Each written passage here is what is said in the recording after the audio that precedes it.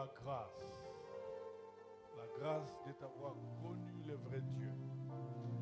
C'est pour tous tes bienfaits et surtout pour ta présence. Ta présence, c'est la paix, c'est la vie.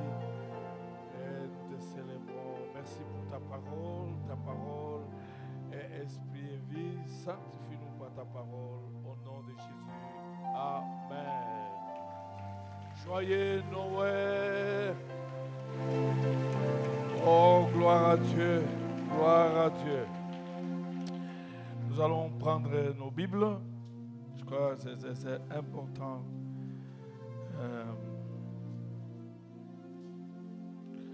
Nous allons lire Luc chapitre 2, versets 1 à 20. C'est un long texte.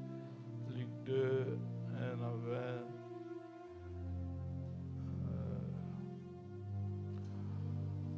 En ce jour-là, parut un décret de César Auguste en vue du recensement de toute la terre. Ce premier recensement eut lieu pendant que Quirinius était gouverneur de Syrie. Tous allaient se faire recenser, chacun dans sa propre ville.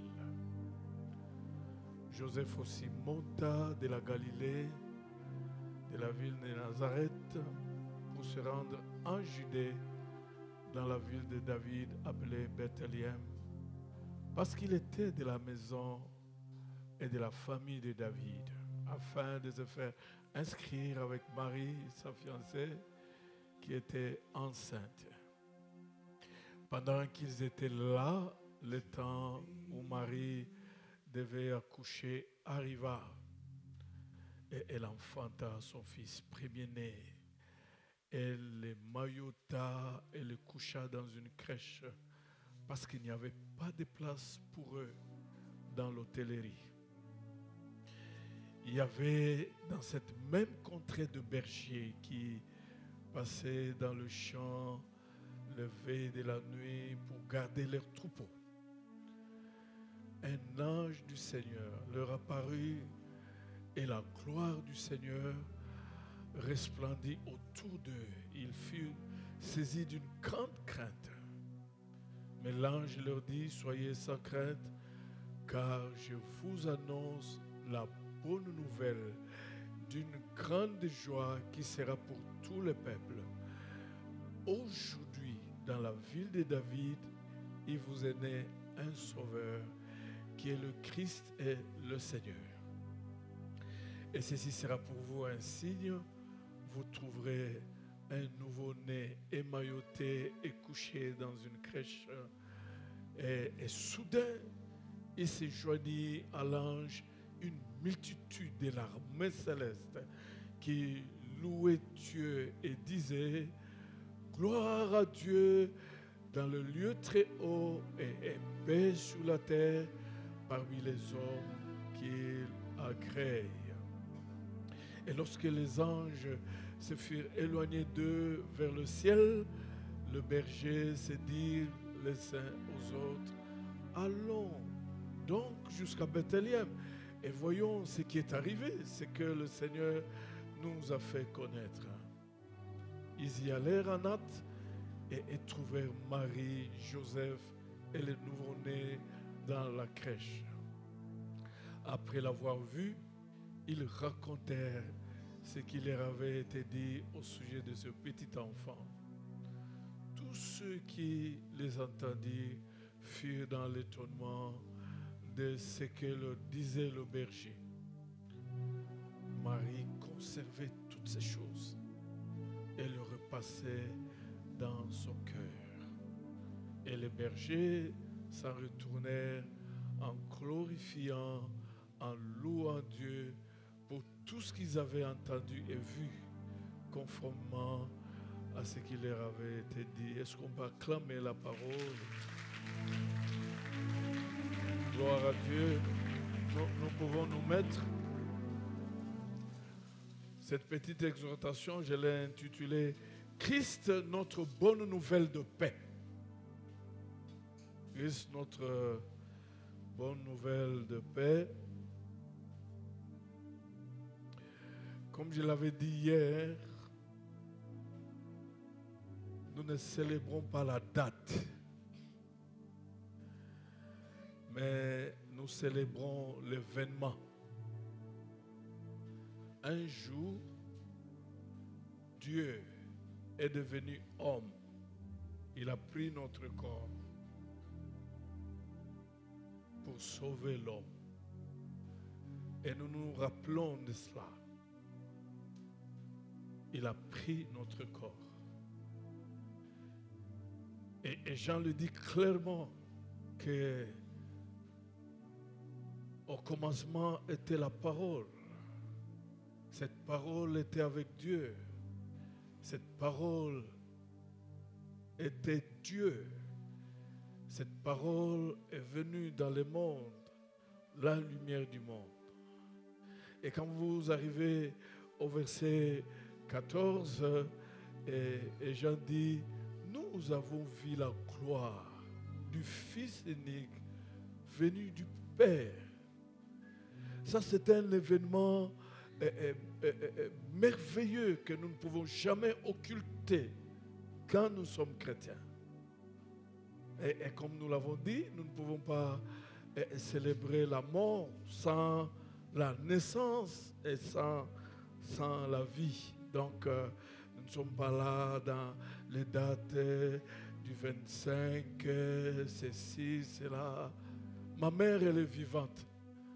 Mais des fois, quand nous fêtons l'anniversaire, nous nous posons la question si c'est exactement la date. Parce qu'elles sont nées à une époque, tu es né quand? Quand la lune était à ce niveau-là. Nous nous sommes toujours dit, est-ce que la date là, elle est moindre ou elle est plus? C'est ça. Il n'y a que Dieu qui connaît. Mais du moins, ma mère, elle est là, elle est vivante.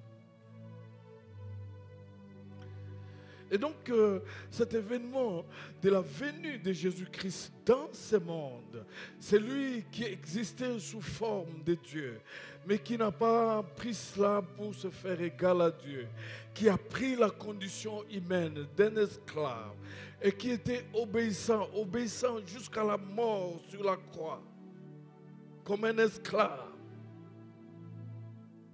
C'est cet événement qui s'est perpétué tout le siècle. Et c'est cet événement, n'est-ce pas, que nous célébrons. Je reviens dans le texte avant de relever 3 points. Nous allons prier.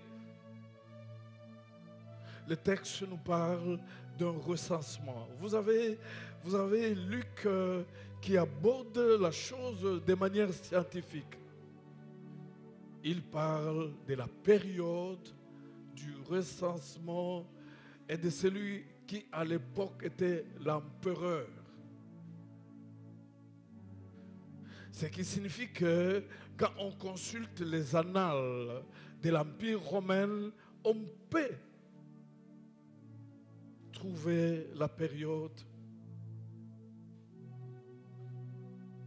Et Luc nous décrit même le contexte. Il fallait un recensement.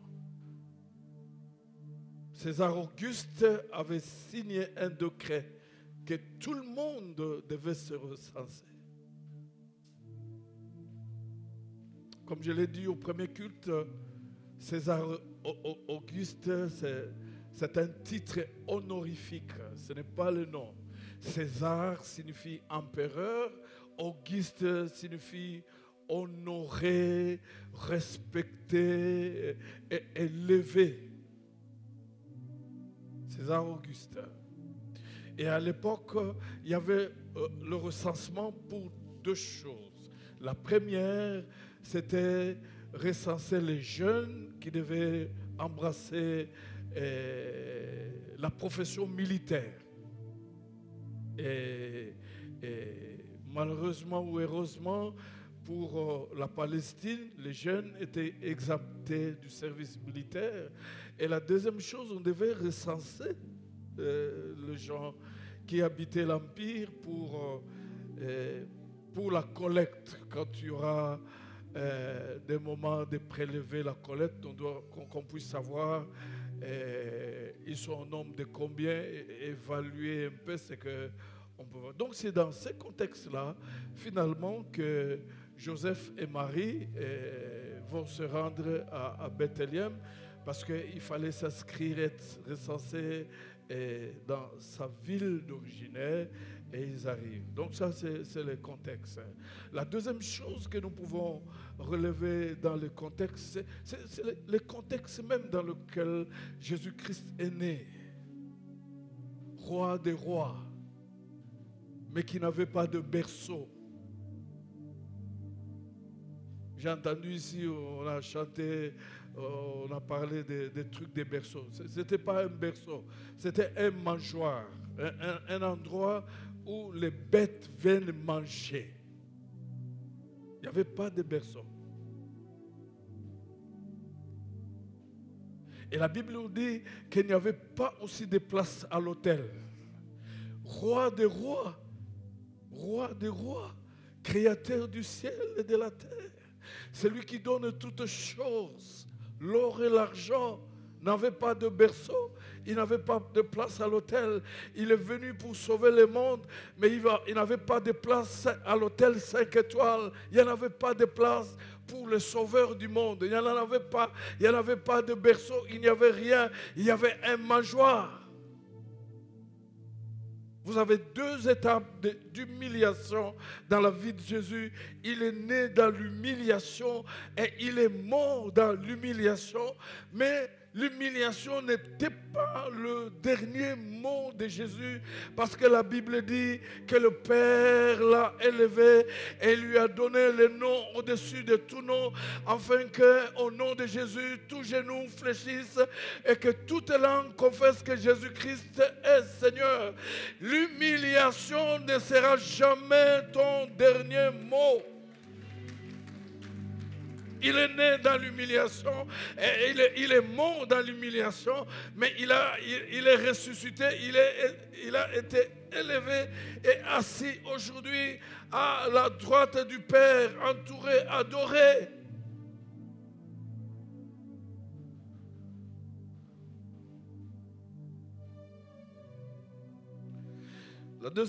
La dernière chose dans le contexte, c'est cette adoration. L'ange annonce la bonne nouvelle et les autres. La Bible parle d'une armée des anges qui se joignent pour louer Dieu, parce qu'un roi est né. Et dit gloire à Dieu dans le lieu très haut et paix sur la terre, sur les hommes que Dieu aime. Je suis content de faire partie de ces hommes que Dieu aime. Je suis content de faire partie de bien-aimés de Dieu.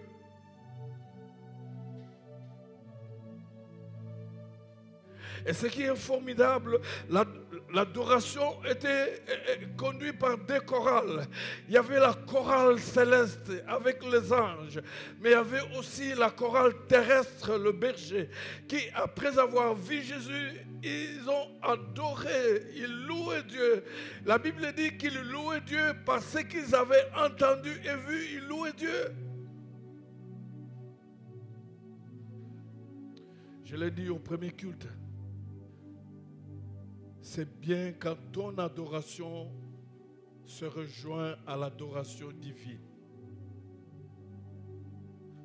Quand tu adores Dieu et tu es ensemble avec les anges, c'est que tu as une très bonne vie. Et ça, c'est formidable. Ésaïe, Dieu disait à Ésaïe, ce peuple est hypocrite.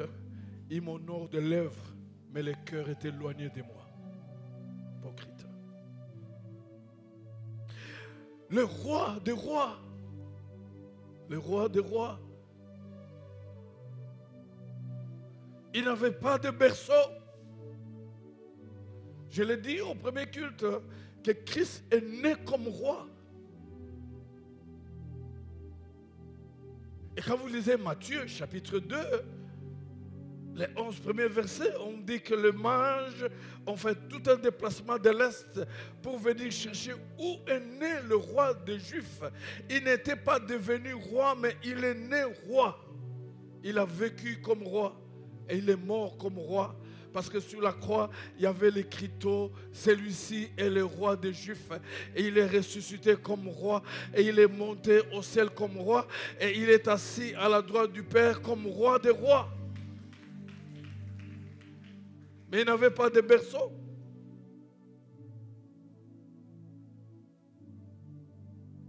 Première chose.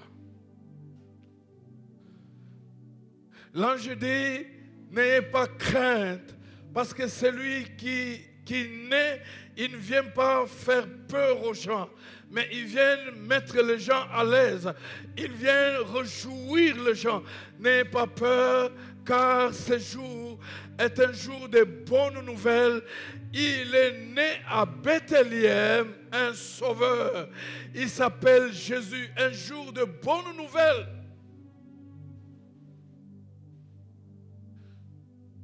Nous vivons un monde où il n'y a plus de bonnes nouvelles.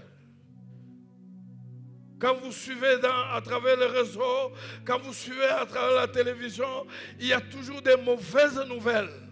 Mais la bonne nouvelle est que Jésus est la bonne nouvelle et pour le monde entier, et pour toi et pour moi. Bonne nouvelle.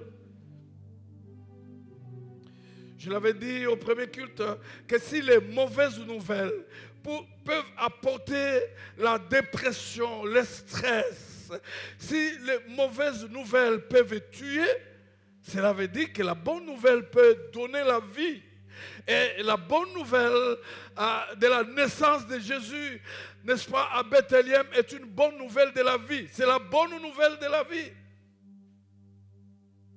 On m'a raconté une histoire triste. C'était un 1er avril, le jour où les gens sont obligés de mentir.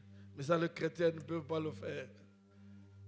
Et on est venu dire à une maman qui n'avait qu'un seul fils, qui était hyper tendue, que ton fils est mort. Et la maman a piqué la crise et elle est morte aussi.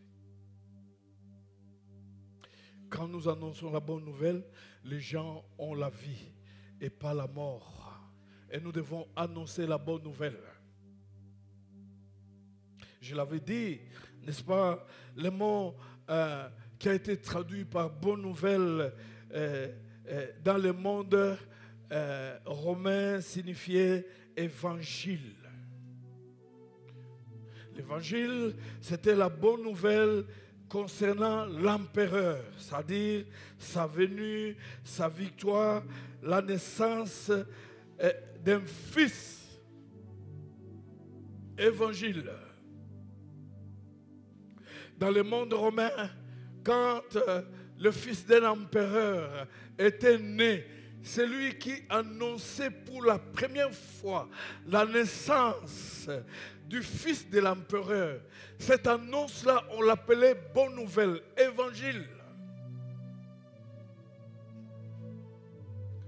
Et quand le général d'armée revenait, n'est-ce pas, de la guerre avec la victoire, l'annonce de la victoire qu'il donnait à toute la ville, on appelait cette annonce évangile, la bonne nouvelle. Nous avons remporté la victoire sur nos ennemis. Et Jésus, il est le roi, il est né roi. Et c'est normal que les anges puissent dire ce jour est le jour de bonnes nouvelles parce qu'un roi est né. Et Jésus sur la croix, il a remporté la victoire sur tous les démons du monde, sur le péché, sur les maladies, sur toutes ces choses. Et donc, Jésus en lui-même est une bonne nouvelle. Parce qu'en Jésus, nous pouvons tout avoir. Quand vous venez dans l'Ancien Testament, Je vais vous demander à vous lever, on va lire un texte de l'Ancien Testament.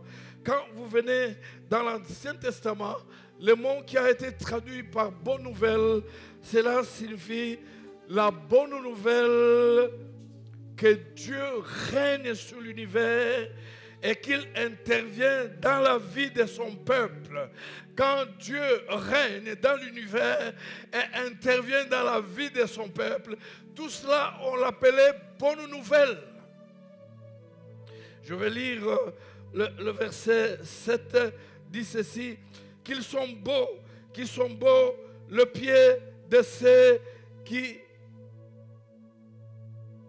ceux qui annoncent de bonnes nouvelles, qui sont beaux sur les montagnes, le pied du messager de bonnes nouvelles, qui publie la paix, du messager de très bonnes nouvelles, qui publie le salut, qui dit à Sion, ton Dieu règne. Alléluia. Pouvez-vous mettre? Pour les Israélites, quand il y avait la guerre, cela était un élément très compliqué, désespérant. Et il y avait des sentinelles. Et quand l'armée avait emporté la victoire, ce sont ces sentinelles qui couraient vers la ville pour dire Dieu a gagné, Dieu est intervenu, Dieu a remporté la victoire. Dieu règne encore. Dieu intervient. Dieu règne sur l'univers entier. Il y avait des proclamateurs de la bonne nouvelle. Et c'est pour cela la Bible pouvait dire, ils sont beaux, le pied de ceux qui annoncent la bonne nouvelle. Et j'aimerais dire à quelqu'un, cela est le cas pour notre Seigneur Jésus-Christ, parce qu'il a remporté la victoire sur le mal, il a remporté la victoire sur les puissants des ténèbres, il a même remporté la victoire sur la mort. Et donc nous devions être ceux qui annoncent cette bonne nouvelle au monde, qu'en Jésus, la mort n'a pas le dernier mot, comme Jésus l'a dit à Marie et à Marthe, que si tu crois à moi, tu ressusciteras, quand bien même que tu seras mort. Et quand nous venons, n'est-ce pas, dans le Nouveau Testament, le mot évangile se résume en ce sens. Dieu a offert la rédemption à l'humanité par la venue, la mort et la résurrection de Jésus-Christ. Et les choses deviennent très intéressantes quand vous lisez 1 Corinthiens 15, 1 à 4. Et Paul dit, la bonne nouvelle que nous avons reçue, que nous vous l'avons annoncée. Si vous ne le croyez pas tel que nous l'avons annoncé, vous mourrez dans vos péchés. Quelle est cette bonne nouvelle? Christ est né selon les Écritures. Il est mort le 3e jour selon les Écritures. Il est ressuscité selon les Écritures et il est monté au ciel. C'est ça l'évangile, la bonne nouvelle.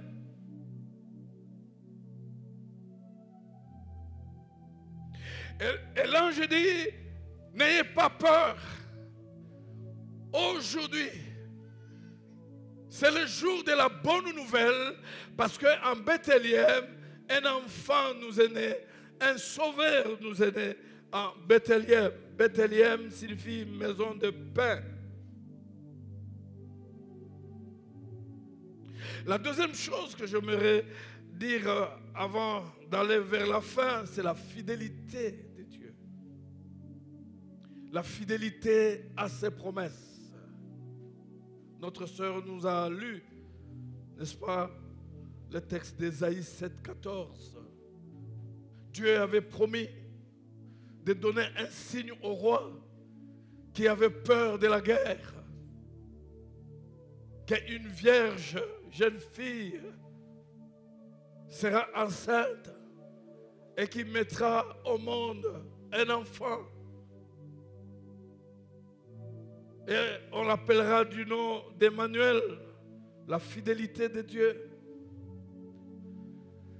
7 siècles après cette promesse, Jésus est né. Le siècle sont passés et n'ont pas réussi à éteindre, à étouffer cette promesse qu'une jeune fille mettra au monde un enfant et on lui donnera le nom d'Emmanuel. Les prophètes sont passés, ils sont revenus sur cette même parole. Les siècles sont passés, cette promesse est restée jusqu'à ce jour où dans Luc 2, l'ange dit, c'est un jour de bonnes nouvelles. Bien-aimé dans le Seigneur, le message est que ce que Dieu t'a promis, il l'accomplira. Le temps est impuissant et incapable d'annihiler, d'étouffer ce que Dieu a dit, parce que le temps était incapable d'étouffer l'annonce de la naissance du Seigneur Jésus. Même la souffrance, même la mort est incapable d'étouffer et d'éteindre ce que Jésus t'a donné comme promesse. Qu'il pleuve, qu'il neige, qu'il y ait des souffrances, d'humiliation, tiens bon, car Dieu est fidèle. Levez-vous, on va lire un texte.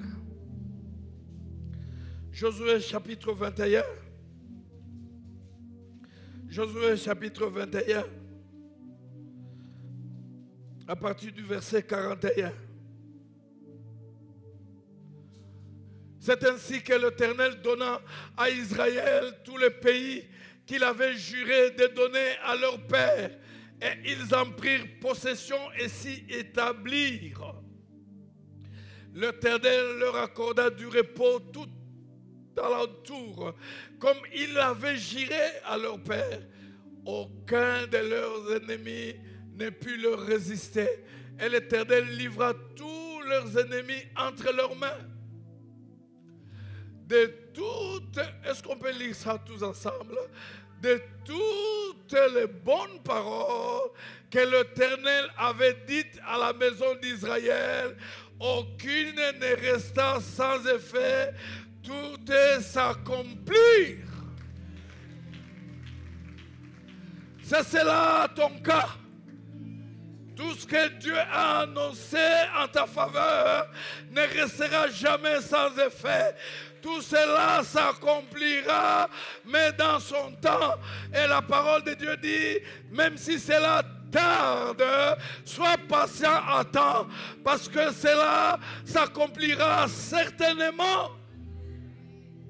Oh, je suis en train de voir un Siméon dans cette salle à qui le Saint-Esprit a dit, tu ne mourras jamais jusqu'à ce que tu aies vu le Sauveur d'Israël, de ton peuple.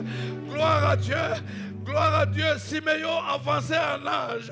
Même les poids d'âge étaient incapables de les manger, de les détruire, parce qu'il avait une promesse. Est-ce qu'il y a quelqu'un qui a une promesse?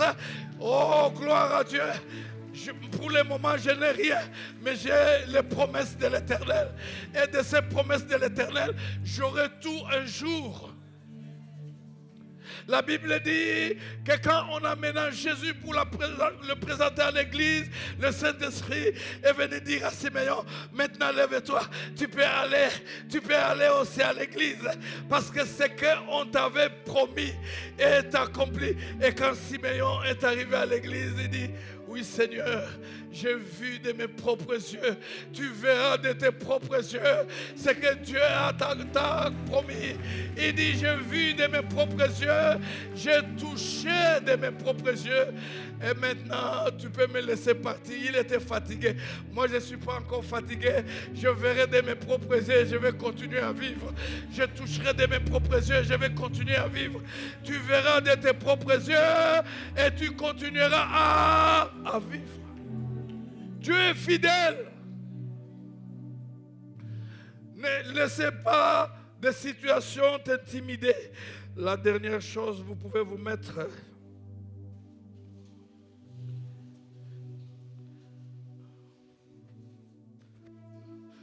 Les anges se sont réunis et ils ont commencé à chanter, à célébrer Dieu.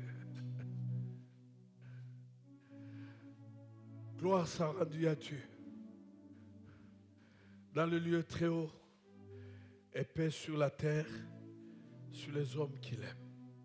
Quand Jésus est né, les anges chantent qu'il y a la paix sur la terre. Quand le diable dans Apocalypse 12 a été précipité sur la terre, les anges ont dit malheur à la terre. Jésus vient toujours avec la bonne nouvelle. Les jours où Jésus te visite, il te visite avec la bonne nouvelle. Mais les jours où le diable te visite, il te visite avec les malheurs.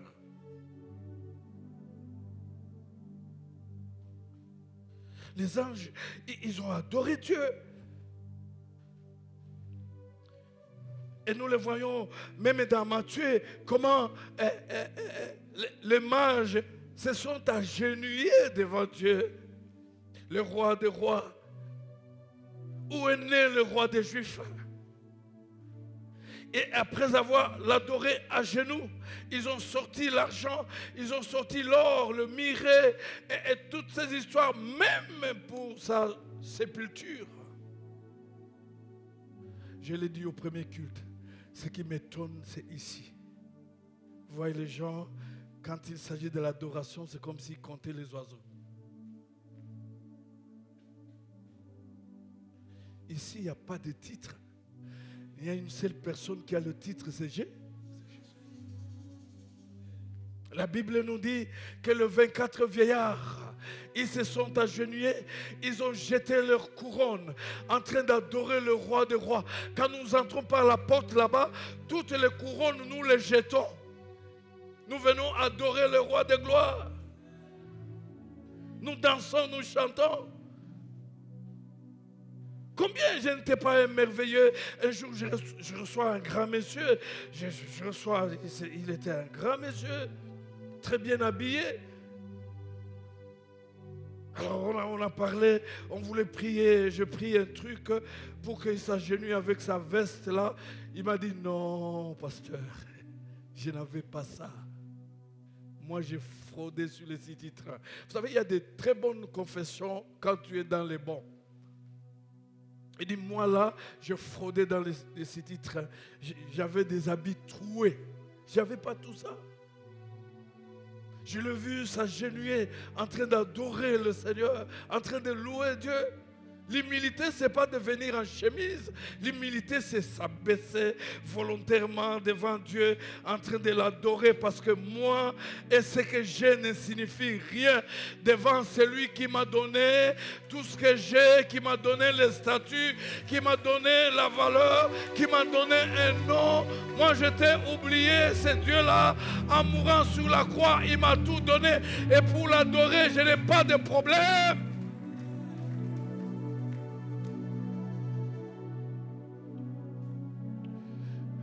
Pour l'adorer, je n'ai pas de problème. J'ai souffert autant d'années du rhumatisme et Jésus m'a guéri.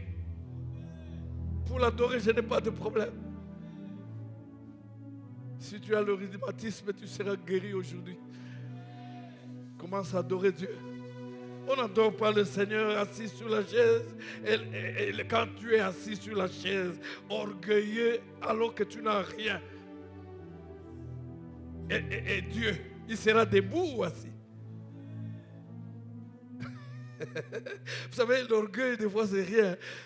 On m'a raconté l'histoire d'un locataire. Le bailleur vient demander le loyer. Il dit, yo,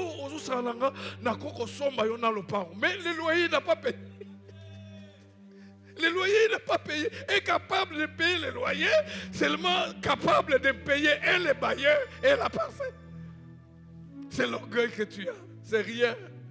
Quand tu viens ici, humilie-toi devant le Seigneur, il te lèvera. C'est la raison pour laquelle vous me voyez partout. J'ai ma genou là-bas. Je suis prêt même à m'étaler là-bas. Parce que c'est lui qui m'a sauvé.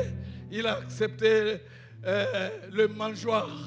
Pas la crèche. Parce que quand on parle de la crèche, ça, on dilue un peu les choses avec les Français. Il y a des crèches des enfants partout. Là. Le mangeoire, là où les animaux mangeaient. C'était ça son berceau. Ils adorent le Seigneur. Et qu'est-ce qu'ils disent? Gloire soit rendue à Dieu dans le lieu très haut. S'il te plaît, frère, Même à la maison, quand tu es seul, assieds-toi, je le fais. Agenouille-toi, je le fais. Adore le roi des gloires. Quand tu le lèves, il t'attire vers le haut.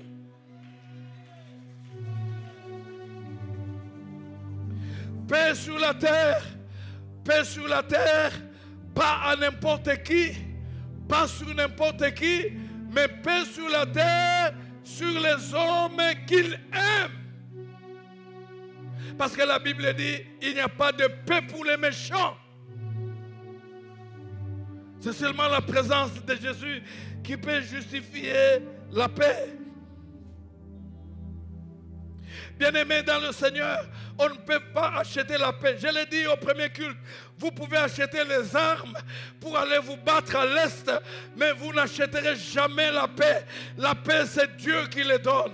C'est Jésus qui les donne. C'est pourquoi les chrétiens ont une lourde responsabilité dans ce pays de prier pour la paix à l'Est, pour la paix au Congo. Dieu donne la paix. Vous pouvez avoir tous les conseillers, spécialistes, psychologues. Ils ne vous donneront jamais la paix. La paix, c'est Dieu qui les donne. On m'a raconté l'histoire d'une dame qui avait des problèmes. Et puis pour oublier ces problèmes, il prenait de l'alcool. Il avait commencé avec une bouteille, 2 bouteilles, 3 jusqu'à arriver à un casier. Mais vous savez ce qui est arrivé? Après avoir bu, elle oubliait. Mais quand l'ivresse partait, les choses revenaient. Mais ce n'est pas ça pour Jésus. Quand Jésus te donne la paix, c'est éternel, c'est définitif, c'est pour toujours. Je suis en train de prier pour que tout ce qui trouble ta paix soit troublé dans le nom puissant de Jésus-Christ. Le mot qui a été traduit par la paix, je vais aller vite. Le mot qui a été traduit par la paix vient de ce verbe ici qui signifie combler, donner la totalité et le salut même. Quand vous lisez dans les psaumes, vous trouverez des psaumes où on parle de la paix, de la lumière, qui signifie la délivrance, le salut même.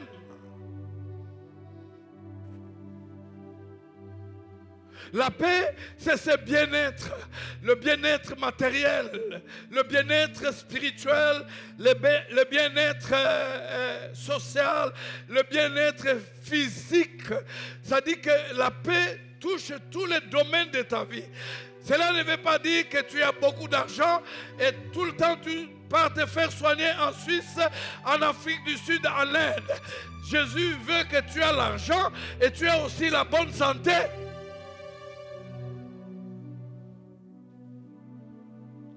La paix et le bien-être. C'est la raison pour laquelle dans la Bible, souhaiter la paix signifiait aussi la paix relationnelle. Être en relation avec les uns et les autres. Souhaiter la paix signifiait que dans sa relation avec autrui, on est en règle. C'est-à-dire, on n'a pas de dette l'un vis-à-vis de l'autre. L'expression pouvait aussi signifier une interrogation implicite. Est-ce que je dois encore quelque chose à mon frère? Est-ce que je suis en règle? Est-ce que nous sommes en règle l'un envers l'autre? Souhaiter la paix, cette salutation signifiait: est-ce que tu te réjouis de me voir? Comment on peut vivre dans une église comme celle-ci? Tu es incapable de fixer le regard sur l'autre.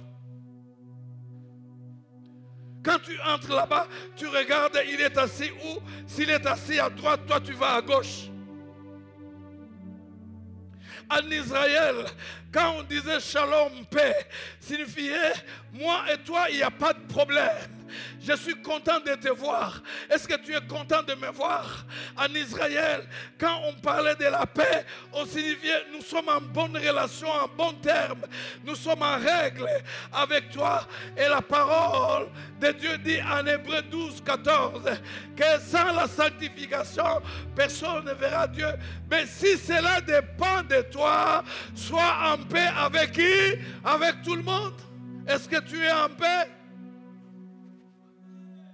Beaucoup de conflits commencent à la faculté, beaucoup de conflits commencent aux cliniques, on les amène au quartier, on les amène à l'église. À l'église, il y a des gens qui ne se saluent pas, qui prient ici à la faculté et aux cliniques.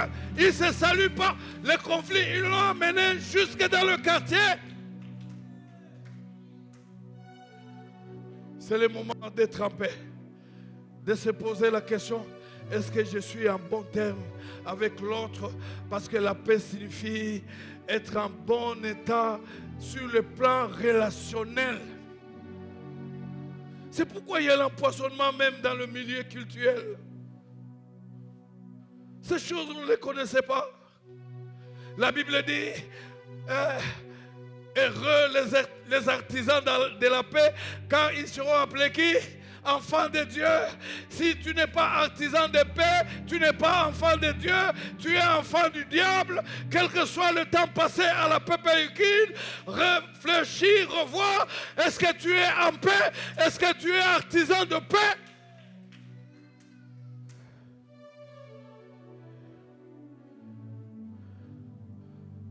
Je vais terminer. Vous êtes fâchés? Pouvez vous lever?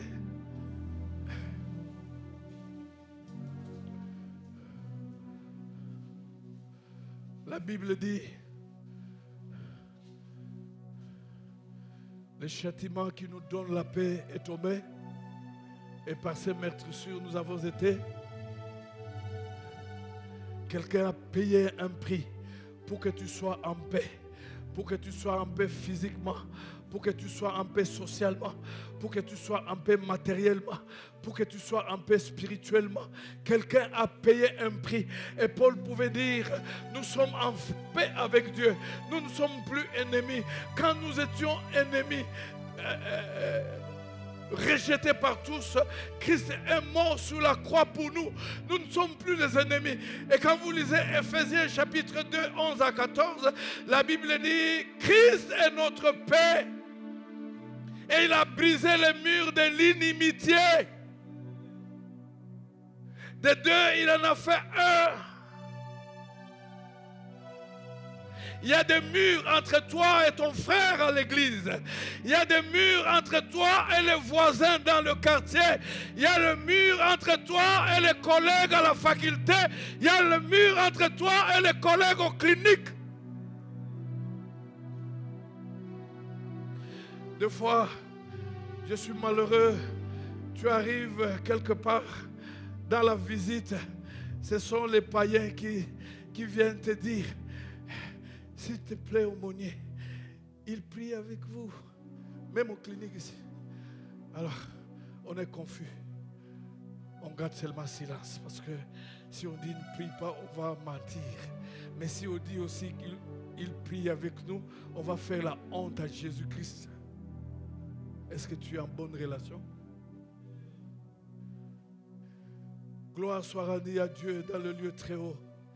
Paix sur la terre aux hommes qu'ils aiment. Tu as droit à la paix. Tout ce qui trouble ta paix doit être troublé maintenant. Levez vos mains. Levez vos mains, on va prier. Levez vos mains, chers frères, on va prier. Sans Jésus, il n'y a pas de paix. Et quand nous avons Jésus en notre vie, nous devons être en paix. Nous devons être en paix. Et nous devons soigner même nos relations. Nous devons être en paix. Lève ta voix. Loue le Seigneur. Il est venu pour que tu sois en paix. Tu n'as pas de raison de ne pas être en paix. Parce qu'il a payé même un prix. Par son sang, il est mort sur la croix. Et le sang de la paix qui a brisé le mur d'inimitié d'abord avec lui-même et ensuite avec ton voisin, ton frère, a été brisé. Tu as droit à la paix. Droit à la paix. Et tu dois être artisan de la paix, même là où tu travailles, à l'hôtel de ville, là où tu travailles au ministère, dans l'entreprise, tu dois être un homme de paix. Gloire au Seigneur. Tu as droit à la paix physique, la bonne santé. Tu as droit, tu as droit. Et Christ est venu pour cela. Tu as droit au bien-être. Sur tous les plans, tu as droit dans tous les domaines, pas à un seul domaine. Parce que le mot qui a été traduit par la paix signifie combler. Signifie recevoir la totalité. Et Christ est mort. Et il a payé un prix pour que tu reçoives la totalité. Est-ce que tu as la totalité? Le Seigneur Jésus a dit: jusqu'à présent, vous n'avez encore rien demandé. Et demandez. Et tout ce que vous demanderez, moi je le ferai à mon nom, afin que votre joie soit parfaite. Oh, gloire à Dieu. La paix va de soi avec la joie. La paix va de soi avec la justice. Je m'adresse à ceux qui sont en train de troubler, à ceux qui sont troublés. La paix va de pair avec la joie. Et Jésus s'est engagé à son nom de le faire pour que tu obtiennes la paix, pour que tu obtiennes la joie. Est-ce que tu es dans la paix?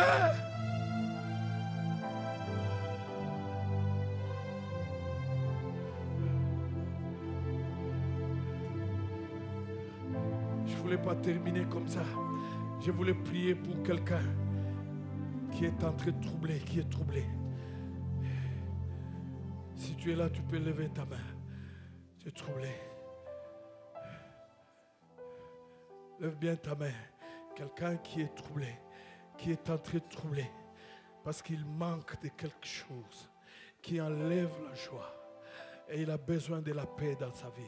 Est-ce que tu peux te manifester là où tu es? Avance, avance. Tu peux avancer devant. Gloire à Dieu. Le châtiment qui me donne la paix est tombé sur Jésus. Et cette paix signifie bien-être. Cette paix signifie la totalité. Cette paix signifie une vie comblée. Cette paix, c'est une paix qui touche tous les domaines. Cette paix, c'est une paix qui touche la santé. Cette paix, c'est une paix qui touche les finances. Cette paix, c'est une paix qui touche les matériels. Cette paix, c'est une paix qui touche les sociales. Cette paix, c'est une paix qui touche aussi les relations. Je ne suis pas en paix parce que je ne suis pas en règle vis-à-vis de mon frère. Nous ne nous entendons pas, nous ne nous parlons pas, alors que nous devons être des artisans de la paix. Avancez, avancez, avancez. J'avance, je m'adresse même. Vous pouvez avancer même de l'autre côté. Avancez, avancez. Je n'ai pas la paix parce qu'il y a quelque chose qui me manque. Je n'ai pas la paix parce que je n'ai pas une vie comblée. Je n'ai pas la paix parce que je n'ai pas la totalité de ce que je désire. Je n'ai pas la paix, je n'ai pas la paix, je n'ai pas la paix. En public, je peux sourire, danser, mais c'est la chambre. Mon lit est mouillé de larmes parce que quand je vois l'avenir, il n'y a pas d'espoir, d'espérance. Je n'ai pas la paix. La Bible dit: puisqu'il n'y a pas de paix pour les méchants, mais si tu es en Jésus-Christ, tu as droit à la paix. Et la paix, c'est ton lot.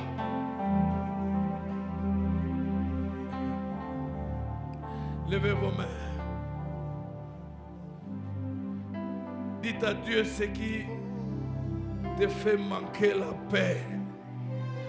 Et moi, je suis en train de prier pour que Jésus enlève cela et qu'il remplace par ce qui doit te donner la paix.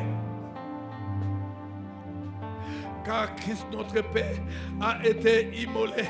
Christ notre paix est mort sur la croix. Christ notre paix. Christ a payé pour que je sois en paix. Christ a payé. La paix, c'est mon droit. Qui te trouble, si c'est quelqu'un qui te trouble, là où tu étudies, là où tu travailles, je lève ma voix pour qu'il soit troublé aussi dans le nom puissant de Jésus. S'il y a une situation qui te trouble, que cette situation soit troublée maintenant et quitte ta vie.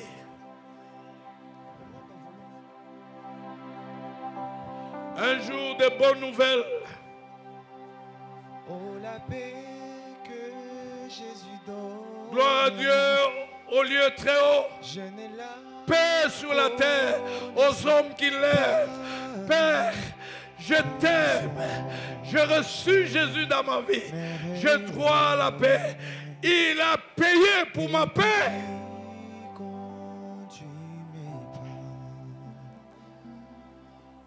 La paix est une bénédiction. La paix, c'est une bénédiction formidable. Elle couvre tous les domaines de la vie de l'enfant de Dieu.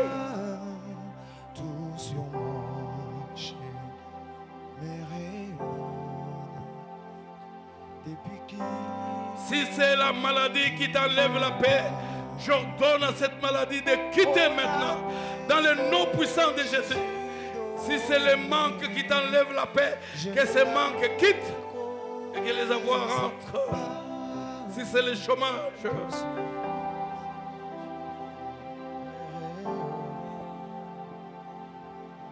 faites cette prière après moi, Seigneur Jésus.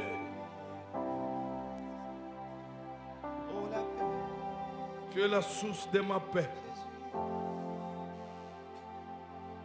Tu as payé pour que je sois en paix,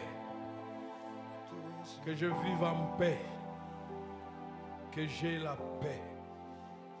C'est toi ma paix. Mais je ne suis pas en paix. J'ai entendu ta parole. C'est pourquoi je suis sorti. Enlève tout ce qui m'enlève la paix. Remplace par ce qui me donne la paix. J'ai droit à la paix. Je veux la paix. Parce que tu es mort sur la croix pour que j'ai cette paix totale, ce bien-être total. Tu es mort sur la croix pour cela, pour que je mène une vie comblée. J'ai besoin de la paix. Même si j'ai perdu un être cher, j'ai besoin de la paix. Enlève ce qui m'enlève la paix. Remplace par ce qui me donne la paix. J'ai besoin de la victoire dans ces combats. Parce que dans la paix, il y a la victoire. J'ai besoin de la justice dans ces combats. Parce que dans la paix, il y a la justice. J'ai besoin de tout. Enlève ce qui m'enlève la paix. Remplace par ce qui me donne la paix. La paix. La paix. Je vais vivre la paix. Je vais vivre en paix. Je vais jouir de la paix dans tous les domaines de ma vie. Je vais mener une vie comblée. Fais-moi cette grâce. J'ai droit à la paix. Au nom de Jésus. Gardez silence. Seigneur Jésus, tu as quitté le ciel et tu es descendu jusque sur la terre. Et tu es monté jusque sur la croix. Et tu es mort nu pour que moi et mes frères, nous obtenions la vie de la paix. Et la paix dans tous les domaines. Nous n'avons plus rien à payer même ce matin. Tu as payé toutes ces factures de la paix à la croix. C'est pourquoi au nom de Jésus, j'ordonne à tout ce qui enlève la paix, à mon frère, à ma soeur, allez libérer le cœur et que cela soit remplacé par ce qui donne la paix, la guérison, les miracles, la bonne santé, les richesses, l'argent, par tout ce qui amène la paix maintenant au nom puissant de Jésus-Christ. En vertu de ta mort sur la croix, en vertu du sang versé, comme il est écrit dans ta parole, que par ta meurtrissure nous avons été guéris. Que les uns et les autres soient guéris maintenant. Comme il est écrit dans ta parole, que le châtiment qui nous donne la paix est tombé sur toi. Tu as été châtié pour que mon frère, ma soeur et moi-même, nous ayons la paix. Je m'associe à mes frères, à mes soeurs. Nous refusons encore les autres châtiments, les troubles. Recevez la paix au nom puissant de Jésus. Recevez la paix par la puissance du Saint-Esprit. Que Dieu, aujourd'hui, maintenant, enlève tout ce qui enlève votre paix et qu'il le remplace pour ce qui peut vous donner la paix et la joie. J'ai ainsi prié au nom puissant de Jésus. Amen. Oh, gloire à Dieu. Amen. Vous pouvez regagner vos places. Que le Seigneur vous accorde la victoire. Qu'il vous accorde ce qui vous manque. Qu'il vous donne tout. Vous avez été appelés à mener une vie comblée. Et à notre Seigneur.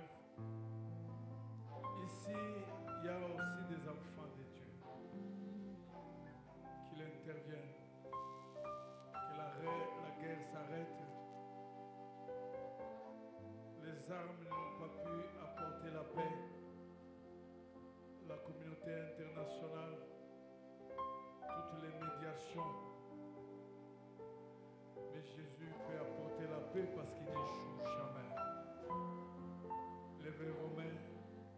Priez pour la paix. La paix à l'est. La paix dans vos familles. La paix, la paix. La paix dans notre église. La paix.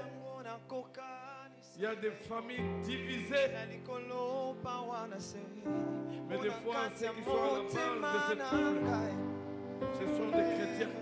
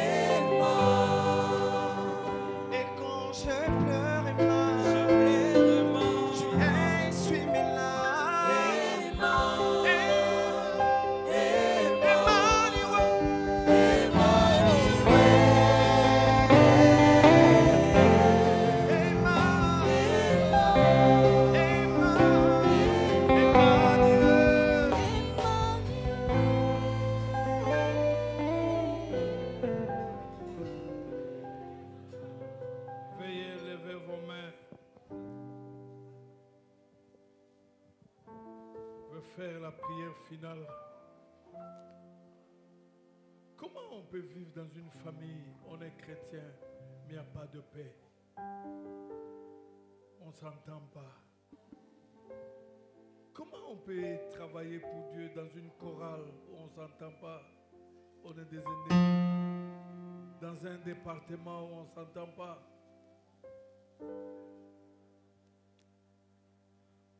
Que l'Éternel vous bénisse et qu'il vous garde. Que l'Éternel fasse briller sa face sur vous et vous accorde sa grâce. Que l'Éternel lève sa face vers vous et vous donne la paix. Au nom de Jésus. Amen. Joyeux Noël.